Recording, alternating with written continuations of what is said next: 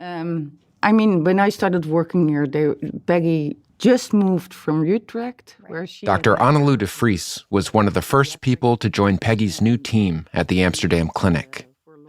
At the time, Peggy was still developing her set of rules for providing this new medical intervention to young people, what came to be known as the Dutch protocol. Puberty blockers when puberty started, usually around 12, hormones as early as 16, and surgeries in adulthood. And critically, the mental health assessments that were designed to help figure out which kids should get medical intervention. And that assessment was several sessions over a longer period of time, and actually really get to know the family, get to know the kids. And how long typically would you say you spoke with them? So it takes at least half a year. Mm-hmm. But what we say, we take the time we need. Yeah. So you cannot pinpoint me on how much time we have. Some kids might need more than that. Yeah. And over time, as a growing number of kids were being referred to the clinic... It was obviously a radical new idea, a new option. What were sort of your concerns and questions you wanted to answer? Well, yeah, of course we needed proof of the effectiveness of the treatment. Annelou started to study the kids they were treating.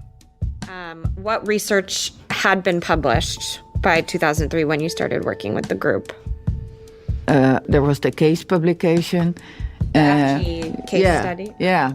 At that point, there wasn't any data to support using puberty blockers for kids with gender dysphoria. There was Peggy's case report on FG, but that was just an account of a single kid who had been given the blockers before the Dutch protocol even existed. There was no way to know how well they would work for other kids, or what risks there might be. So Annelou set out to look at a group of patients who were getting the treatment at the clinic, what ended up being 70 patients over the course of the study. That's the 2011 study. The famous. Yeah, well, that was the first one that did some evaluation of really the medical intervention. The Dutch protocol. The Dutch protocol. The idea was to see how the kids were doing psychologically before they started puberty blockers and follow up with them over time to see how the blockers and then hormones and surgeries impacted their well-being and whether the kids they thought would benefit from the treatment actually were doing better. And what Annelou found launched the field of youth gender medicine. In general, I think people were sort of convinced, this is so clear-cut if you look at this, Annelou got up and led us to her nearby office and dug around her shelves. I still have one. Oh, wow, it's a big book. She pulled out an enormous coffee table book. On the cover, it said Gender Kinderen, gender kids. Wow. So these were the very first children that were treated here. They called themselves gender kids.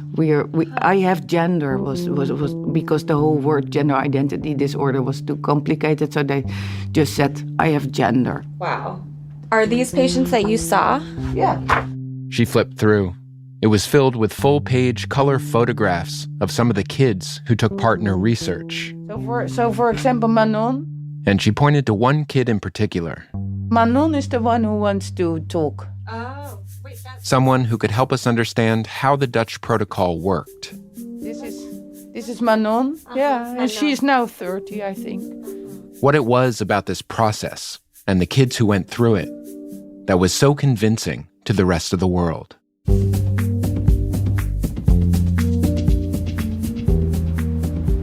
I guess we should find a car to... no, I'll do it. From the New York Times, I'm Austin Mitchell. This is The Protocol with Azine Qureshi. We're going to meet her at her house and hear about her life with, actually going to that clinic, probably far in the rearview mirror. So it'll be interesting. Part 2. All right. Thank you very much. The Gender Kids.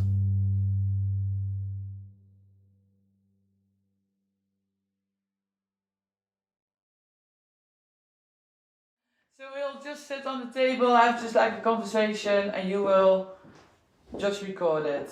Yeah, and if there's anything that you're like, you don't want to be public or that... There are not a lot of people in Manon's life who know the role she played in Analu's study. Have you ever talked to the media before? Yeah, when I was a kid and with the book, but later I worked with a Dutch program. But as one of the first kids to go through the Dutch protocol, she's had some experience with the media, including one where she said her full name was published without permission. It did happen that I had a new job and someone Googled me. Then I heard later that, oh, your video is going through the whole company.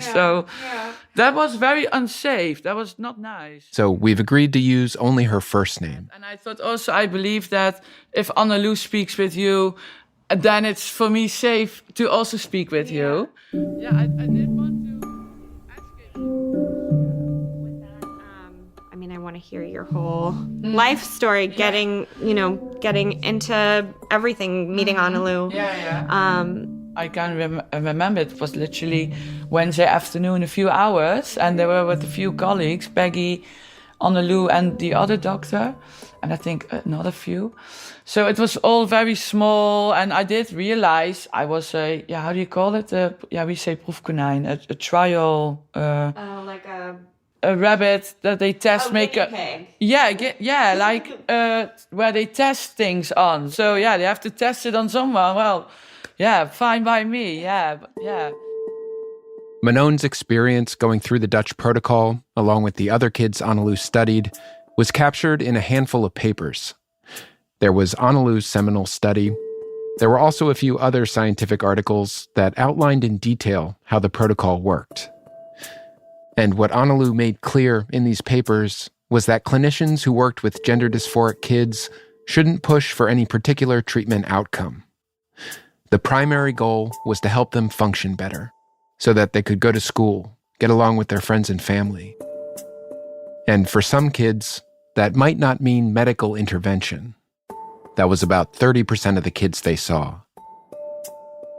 Annalou wrote that some of the kids who came in were gay and thought that transitioning might help them feel more accepted. Others had psychological issues that needed to be dealt with first. She also talked about kids with autism spectrum disorder, which was about 10% of the kids referred to the clinic. She explained in one study that for these kids, quote, it can be complicated to disentangle whether the gender dysphoria evolves from a general feeling of being just different or whether a true, core, cross-gender identity exists. Annalou said that in all of these cases, kids should get psychological counseling. But in order to get medical intervention... What was your early childhood like? Did you gravitate towards different friends? Or kids had to meet a certain set of criteria. I heard from my mother that on a very, very young age, maybe 3 years old, I did not understand why my cousin had long hair and I did not. The first thing that was mentioned in all the papers was an early history of what at the time was called gender identity disorder. So from a very young age, kids had to have a strong identification with the opposite sex, as well as a persistent discomfort with their sex at birth. Different, always walking in my mom's clothes, wearing towels as skirts or long hair. I wanted to play with girl stuff. And then, she always said, but you're a boy and you have a penis. And then I said, no, I'm not a boy, I'm a girl. And the penis will fall off. I always believed that. Do you remember, Yeah, absolutely, yeah. And I can also remember, I don't know if it's also in the USA, but like in Holland, if you don't close the zipper from your trousers, they say, then it will fly away. So I always walked with my zipper open, and I was so, convinced that, something was wrong and it will get fixed. Then I came the realization that it will not fall off or fly away. It's not going to fly off. And I am a boy, but I do not feel like one. And then I really did everything to be the best boy in the world. So I had this sharp hair and with the gel and very boy clothes. And I climbed trees and hit people and was fighting. And Yeah, so my mom said, I saw that you were so struggling being a boy, literally. So yeah, I can also, remember the phase that I was very, really, really unhappy. Yeah, and that they really said that. I said, oh, I will cut it off, then they have to help me. Or it was, my parents were really scared that I would maybe hurt myself. Yeah. Were you, I mean, in terms of how your parents reacted, were they kind of steering you back towards boy things and trying to just... Well, I think they let me very free. I was really raised with everything is okay.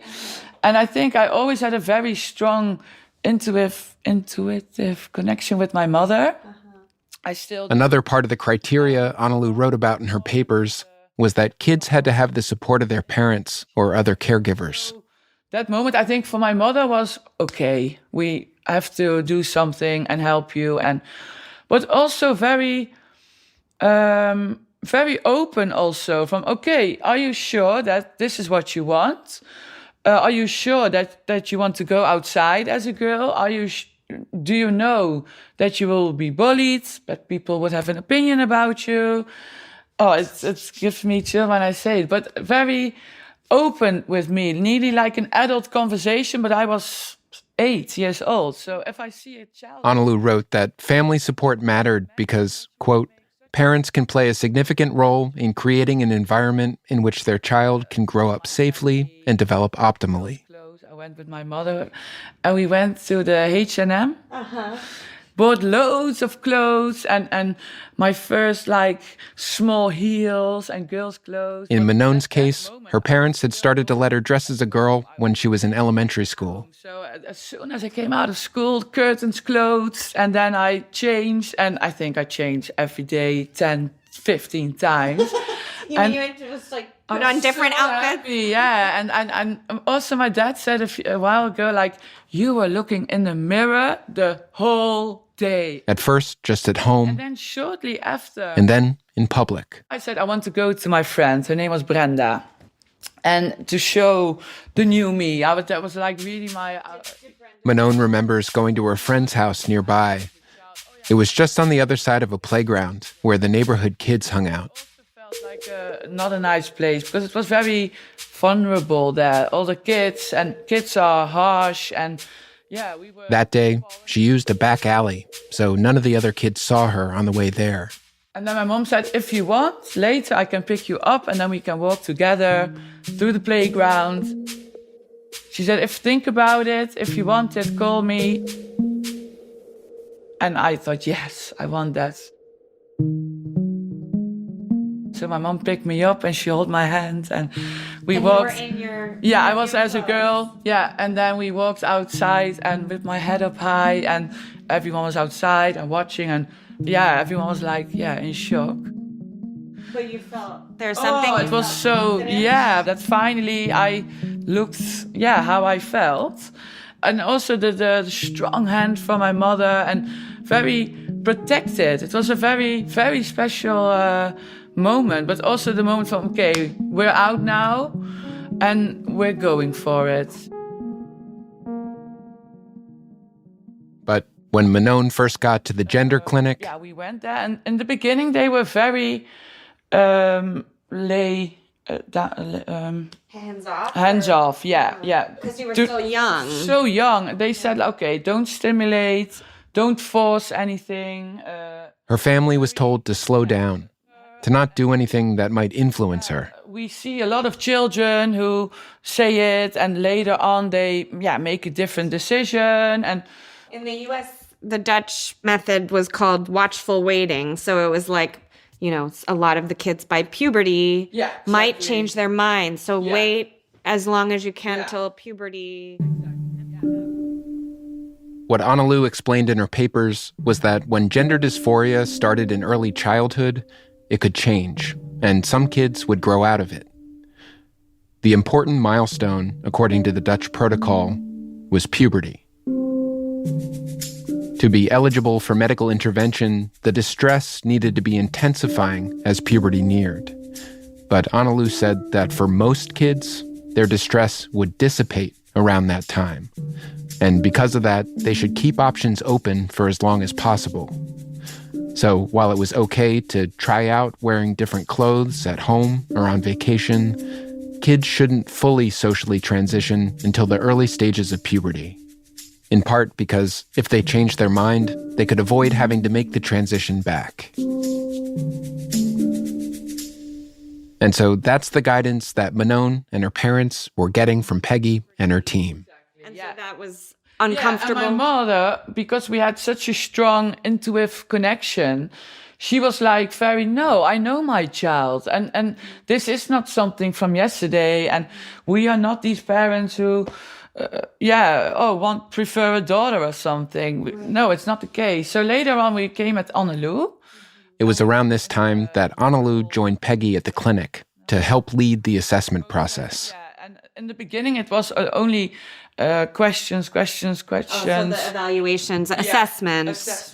But also She wrote that the process was designed to track how a child's gender dysphoria developed over time. Feeling still there? How do you feel? Are you at school? And to rule out any other psychological issues or things going on in their life that might be another explanation for their distress. A lot of questions. What my dad really can remember very well, what really made impacts on him.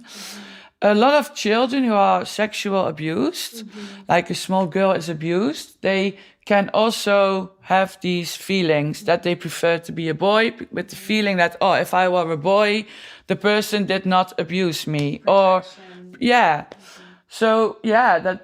dad really can remember that they asked me a few times, different ways, if I was all sexual abused, if my dad touched me strange, or my granddad, and he thought that was really heavy. And also that he had meetings on his own, together with my mother, or my mother on her own. So, he said sometimes it felt like an investigation on us as parents. He thought that was but worth it, of course. But I think it was, around 1 year that we received like the diagnosticization. The diagnosis, gender dysphoria. And then it was more like, okay, we just keep in touch. We follow up. At this point, Manon was a strong candidate for puberty blockers. She had felt gender dysphoria from a very early age. She had a supportive family. She didn't have any other psychological issues that needed to be addressed first. And crucially, as she approached puberty, her dysphoria was not going away. And so, as she was nearing 12 years old... So then I can remember we went like in the next phase of the treatment. Manon started having a new conversation with Annalou. We talked about puberty blockers and also, again, all the questions, again. Because the last part of the criteria kids needed to meet to start medical intervention was making sure that they understood the impact the treatment would have on their lives. The papers talked about blockers as a reversible treatment. So if a kid were to stop taking them, they would eventually resume their natal puberty. But the papers also noted there may be risks to pausing what's usually a time of rapid growth, like the impact on bone density and possibly brain development. It was really, very heavy and very big. Right. We felt really serious about it also. And as Manon was learning about the blockers, she was also being monitored for any signs of puberty. They tested my blood every month if I made testosterone. And I can remember that, one day we got a telephone. We found testosterone, so you can start the puberty blockers. And finally, when she was 12, she began getting monthly shots that paused her development. But it was always very clear to me when I started that if I ever thought different or changed my mind or did not feel well about it, or you can stop whenever you want and everything will start as normal, maybe a bit later. But I always knew it was temporary.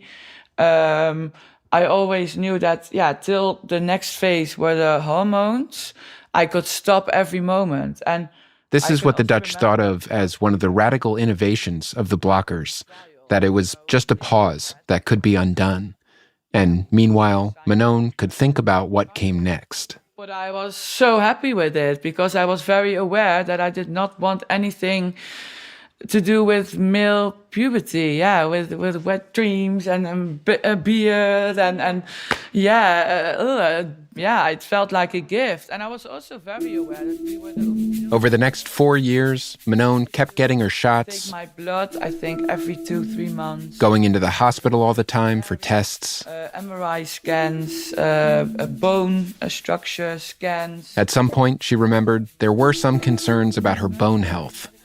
She said she was told to eat more cheese and exercise. And then she turned 16, the age when doctors at the clinic said she could decide if she wanted to move on to cross-sex hormones. For Manon, this would mean taking estrogen, which would trigger female puberty. So again, how are you? How are you feeling? Are you aware? Because this is the stage that, you will get like breasts or your body will change. And so now the conversation was about whether to move forward to a stage where treatment would have irreversible effects. And very important, my fertility. Right, yeah. Yeah, and I can remember that, I got the question. I really had to literally sign a form that I'm aware that, as soon as I start, that my fertility will go. And do you want children? Someone asked me, could be Annalou or someone else. I said, I don't know, I'm 16. Yeah, because in this phase and fertility, and I said, okay, what's the other option? Well, the option was that I then had to quit the blockers for at least 6 months. If Manon wanted to keep the option of having biological kids down the line, she would have had to go off the blockers, delay the estrogen treatment, and let her body go through enough male puberty for her to develop and bank sperm. Then go back to the hospital, I saw this room in front of me with the dirty magazines, and then I could do a thing what I never did because it made me sick even think of it. Right. Yeah, how do you call it? Yeah, masturbate in no, hell no. Yes, I said hell no. So I signed and to be honest, now, do I regret that choice? No, but it does have impact on my life. I'm now 30. Everyone around me is pregnant or has children and of course, I think it's a very normal age that you think, oh shit, I would also like kids or be a mom or anything. So do I regret the choice? Absolutely not, but it was a very big decision with impact now still on my life. Right. Yeah. That is such a nuanced thing that you're describing, is both saying I don't regret it. I know I made the right choice, but also that there can be a part of it that, is difficult for you. Yeah. And we were always like, okay, when I was 12, puberty blockers, then the next phase was 16. Yes. Hormones, next step in. And my end point was, when the operation, I'm done, finished, basta. Right. I'm a woman. I'll never tell someone again, and I'll live my life, and I will do everything what all my friends did when they were 12, 13, 14. I will just do it when I'm 18, right. Like with boys and experience and sex and all the things. I literally just put my life on pause. And so in the end, when the point came that, I'm now done. Right. You're never done. I mean, it's not so easy then to press play and, let's go and take a guy home and have the first time sex. No, that's really difficult. I'm so scared to be hurt by someone because I built as a small child such a big wall as defense. And literally, if someone stick a finger out, I took the whole arm and I broke it. Yeah, I did that literally once. So, and so it helped me, the defense, and made me strong. But I still have that naturally in me. The wall, the brick wall. I have to be strong. I have to be tough. I have to fight for myself, for my rights, for my, Hard to be vulnerable. Very, yeah. It's so funny you talking about boundaries and walls because, you know, I'm a reporter. I talk to people all the time, and you are so open and so evocative about, I mean, just your life experience. You feel it and you communicate it. And are you out as trans? Like, do some people just, I mean, obviously who has to explain themselves to every single person they meet, but like at work and... No, I will not say I'm fully out, but to be honest, I do not have to tell anyone. I mean, without being arrogant, you could not see it, you do not hear it. No one will ever, if they meet me, think, oh, she's transgender or, I mean, the sort of gift of the intervention that the Dutch came up with is that if you do interrupt that early, block puberty, like you never went through any of the changes that would make it more difficult maybe down the line. I mean, do you have other friends who are trans women who didn't go through the child? My other best friends. And how do your experiences differ? Yeah, very different because you see it maybe or you hear it a little on her. And she works in a restaurant. A few weeks ago, a guest asked her, "Are you a guy or a woman? Or do I need to call you Miss or him?" Yeah, she totally freaks out and cries. And I never have that. Never. That's so hurting just because people know. They hurt you with that. Right. So when you think back on being able to go through this as a kid, like if you imagine a life where you couldn't and had to wait till later, like do you think horrible? That would be a nightmare. I cannot even imagine. I think maybe I did not even live. I think I would maybe hurt myself or I think so. Because of our treatment that I luckily could get, I can live my life now how I live it. A normal job, I have a good background, I just enjoying life. So going out for dinner, parties, festivals, traveling. I am also a person on Friday evening after like a work week. I love to just sit here and watch a series or a movie with my cats and close the curtains. Do you guys have reality TV here? I love reality TV. I love the Real Housewives of Beverly Hills, Real Housewives of New Jersey. We now have Real Housewives of Amsterdam. So it's amazing. They are crazy. They watch, I think, too much.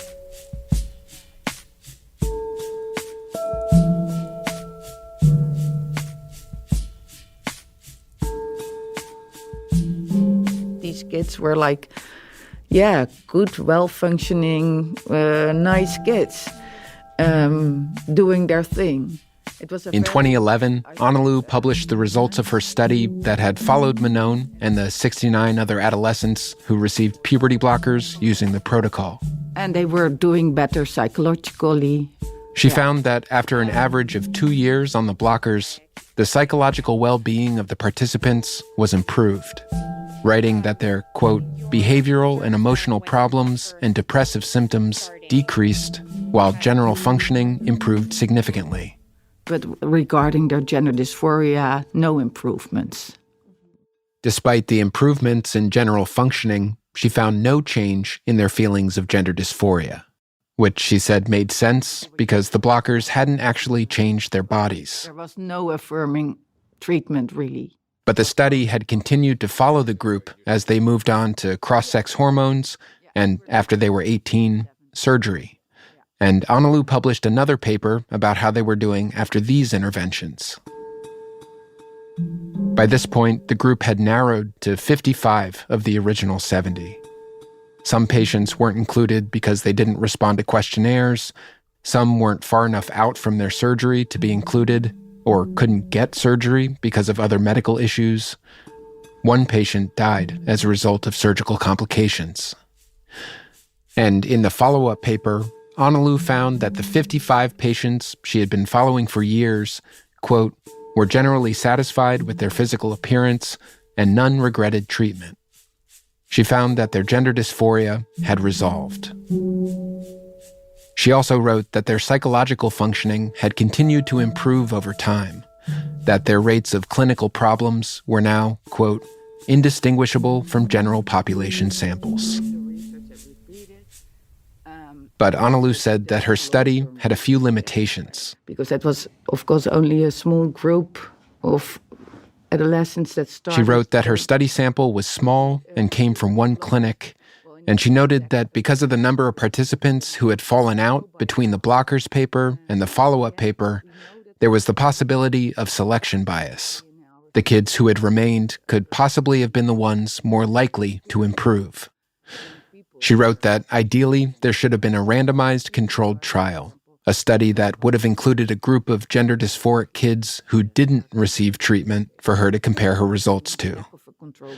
But it's scientifically really, really difficult to think about what sort of control group that would be, for example. She said to deny treatment to kids who met all the criteria was not a, quote, neutral option.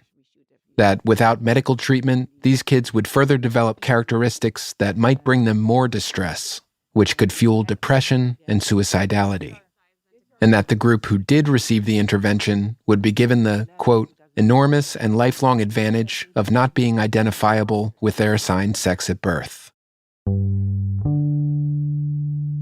In the conclusion of her second paper in the study, Analu said that the results signified the first evidence to support this new treatment protocol. She called the findings promising. But her final words sound now like a bit of a warning. Clinicians should realize, she wrote, that it was not just the early medical intervention that led to the success of this study. It's not only the medical approach, but it's the whole approach. So it's psychological assessment, but also psychological counseling, if necessary, addressing really psychiatric problems, family difficulties, family challenges. It was the approach they took. And I like that, how we did that. But even before Analu published her results, We both wrote reviews preparing the revision of the standards of care. the protocol had been adopted into the industry's leading guidelines, the WPATH standards of care, essentially the go-to manual for doctors and other providers working in transgender healthcare. And other clinicians became interested. And providers from all over the world started visiting the Amsterdam clinic. And they sit in with our team meetings. And to them, they were like very interested because there was this new thing to help. Yeah, and they thought they could learn from us how we did that. And as they brought the care back to their countries, not everyone was following the protocol. The sense I got from some people, I think even from talking to you last time we talked, was there is this fear that the Dutch approach has been this rigorous, there's a process for evaluation, assessment is central, and the American affirmative approach and just how it has played out in our fractured healthcare system has somehow endangered everything. Like that it broke maybe something that you started. You're nodding. I don't want to pinpoint to colleagues that they are sort of the source of the things that are the criticism that's happening now. It's only quite recently that I've really been convinced that maybe especially in the United States, there is approaches that are different from the approach that we are doing here.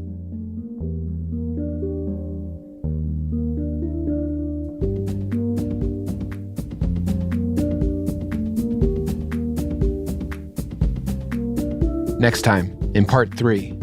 I would try to remind people that actually, what I'm doing is so much less than what the Dutch do, which is the model that we have, the only research to support this whole thing that we're talking about. And so the fact that you're wanting to do like significantly less than my already pared down Dutch protocol is a little crazy. What happened when the Dutch protocol got to the US?